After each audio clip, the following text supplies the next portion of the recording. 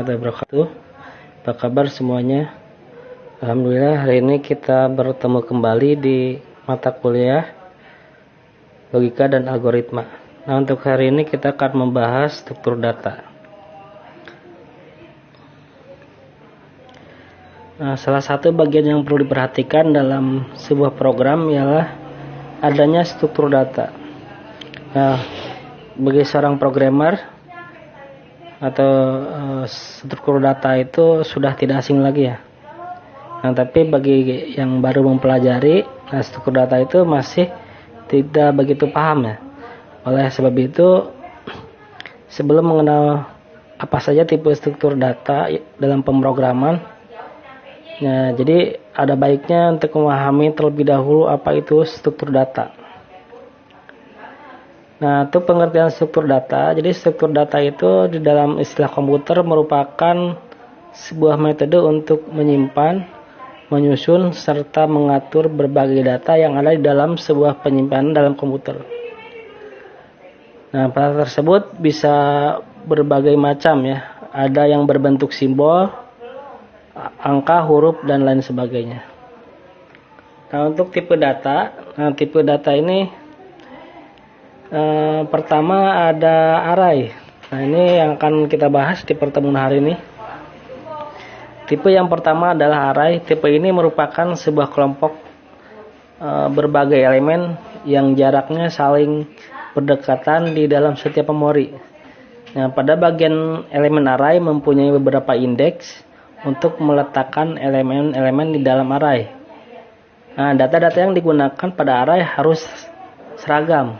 Nah, contohnya operasi yang digunakan pada array meliputi delete, insert, replace, dan berbagai operasi lainnya. Array pun memiliki dua macam dimensi, yaitu dimensi serta multidimensi. Jadi ada satu dimensi dan multidimensi. Nah, kemudian ada linked list. Nah, linked list adalah bagian sesuai dengan namanya, linked list merupakan daftar yang akan saling terhubung satu sama lainnya. Nah, pada dasarnya linked list merupakan sebuah potongan-potongan berbagai data yang tersimpan secara random. Potongan-potongan data tersebut berada di dalam sebuah memori komputer. Namun, data tersebut mempunyai referensi untuk ditunjukkan dari data satu ke berbagai data lainnya. Pada linked list, data yang pertama kali dibuat sering disebut dengan head, sedangkan data yang terakhir akan disebut sebagai tail, berdasarkan jumlah data yang dimasukkan. Linked list mampu untuk terhubung dengan single maupun double. Nah, pada bagian single, arah aksesnya adalah berurutan ke depan, mulai dari bagian head sampai ke bagian tail. Sedangkan pada bagian double, arah aksesnya bisa dibuat bolak-balik, artinya bisa dari berbagai head, dari bagian head ke bagian tail atau sebaliknya. Nah, kemudian yang ketiga ada tipe stack.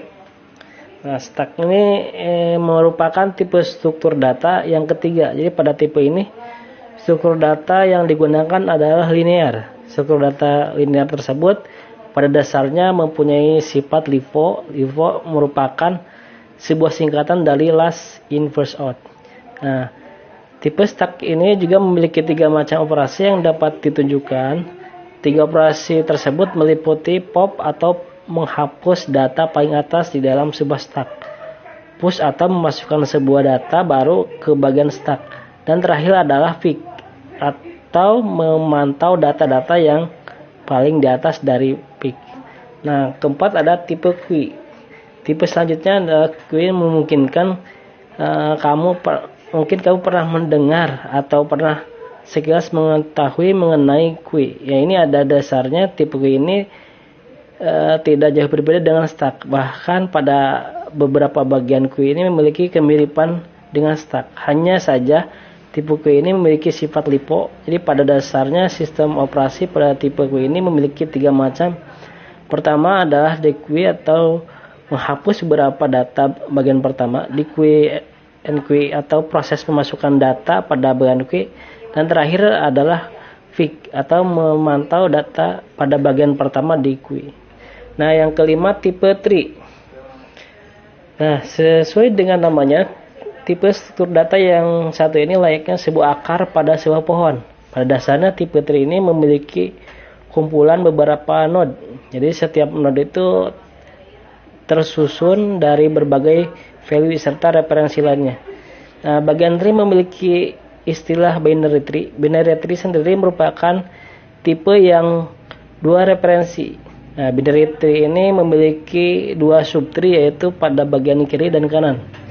Bagian kiri memiliki nilai root yang kecil, sedangkan bagian kanan nilai rootnya lebih besar. Jadi ada tiga macam cara dalam mengakses berbagai data di dalam sebuah tree. Yang pertama free order, yang kedua in order, dan yang ketiga post order.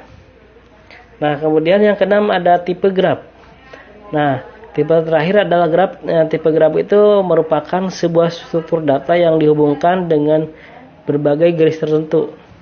Nah, garis tersebut memiliki dua macam, ada yang memiliki arah dan ada yang tidak memiliki arah. Nah, tipe graph ini sering digunakan dalam kehidupan sehari-hari ya, kalau tipe graph. Nah, kemudian kita akan membahasnya ke array ya. Nah, array itu adalah suatu alokasi beberapa tempat di memori yang tersimpan secara berurutan yang digunakan untuk menyimpan beberapa nilai dengan tipe data yang homogen.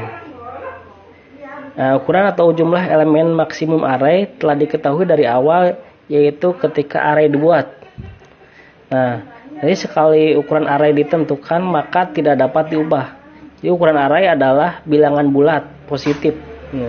Array harus diberi nama sebagai identifikasi. Nah, untuk cara mengaksesnya adalah dengan menyebutkan nama array dan indeksnya. Jadi indeks array itu dimulai dari 0 sampai dengan n-1. N adalah ukuran array, gitu ya. Nah, kita bisa melihat ilustrasi array ya, dapat dilihat pada gambar ini. Nah, jadi dari bilangan di awalnya kalau array itu dari 0 ya. Nah, jadi operasi terhadap elemen array itu dilakukan pengaksesan langsung.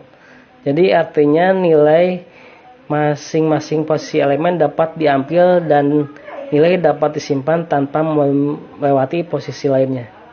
Nah, dua operasi paling dasar terhadap satu elemen array adalah penyimpanan nilai elemen ke posisi tertentu di array dan pengambilan nilai elemen dari posisi tertentu di array. Jadi biasanya bahasa pemrograman menyediakan sintak tertentu untuk penyimpanan data pengambilan nilai elemen pada posisi tertentu di array.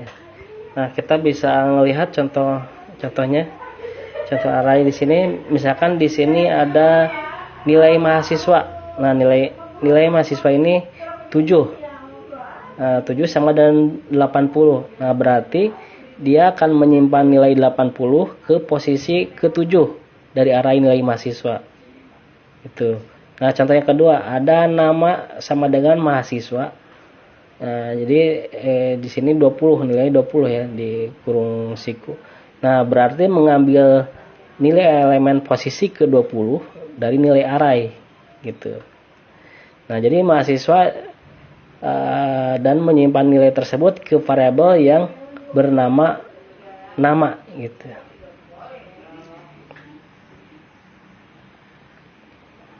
Nah, kemudian ada keunggulan array di sini. Nah, array sangat cocok untuk mengakses acak. Pengaksesan acak ini sembarangan elemen di array dapat diacu secara langsung tanpa melalui elemen-elemen lain. Nah, kemudian kedua, jika telah berada di suatu lokasi elemen, maka sangat mudah menelusuri ke elemen-elemen tetangga, baik elemen pendahulu atau elemen penerus. Nah, tapi di sini array juga ada kelemahannya. Nah, kelemahannya itu ialah array itu mempunyai fleksibilitas rendah karena array mempunyai batasan harus bertipe homogen. Jadi kita tidak dapat mempunyai array di mana satu elemen adalah karakter. Jadi elemen lain bilangannya dan elemen lain adalah tipe-tipe lain. Nah, kemudian kebanyakan bahasa pemrograman mengimplementasikan array dengan ukuran statik. Jadi sulit diubah ukurannya di waktu eksekusi. Jadi bila penambahan dan pengurangan terjadi terus-menerus, maka representasi statis ini bersifat tidak efisien dalam penggunaan memori. Nah, kemudian di sini untuk macam-macam array.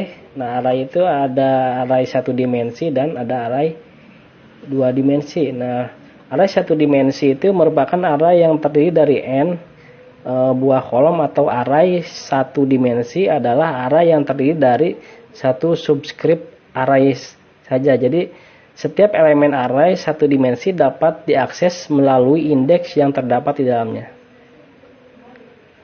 Nah, contoh deklarasi array dari 1 dimensi itu misalkan tipe underscore data, nama underscore data, jumlah underscore elemen gitu ya, di kurung balok ya. Nah, kemudian ada array 2 dimensi. Nah, kalau array 2 dimensi merupakan array yang terdiri dari n buah dari baris dan m buah kolom. Nah, bentuknya dapat dibayangkan seperti matriks atau tabel, di mana indeks pertama menunjukkan baris dan indeks kedua menunjukkan kolom. Array 2 dimensi biasanya bisa digunakan untuk pendataan nilai, pendataan penjualan, dan lain sebagainya. Nah, untuk contohnya misalkan array 2 dimensi itu tipe underscore data, nama underscore array, jumlah underscore elemen underscore baris, ya, ada kurung baloknya ya, jumlah underscore elemen underscore kolom kurung balok. Nah, kemudian yang ketiga array multidimensi. Nah, array multidimensi itu merupakan array yang mempunyai ukuran lebih dari 2 dimensi. Ya, bentuk dari deklarasi array multidimensi itu serupa dengan deklarasi array 1 dimensi maupun 2 dimensi. Gitu. Nah, di sini ada contoh dari array gitu ya. Contoh array nanti bisa dikerjakan di C++ ya.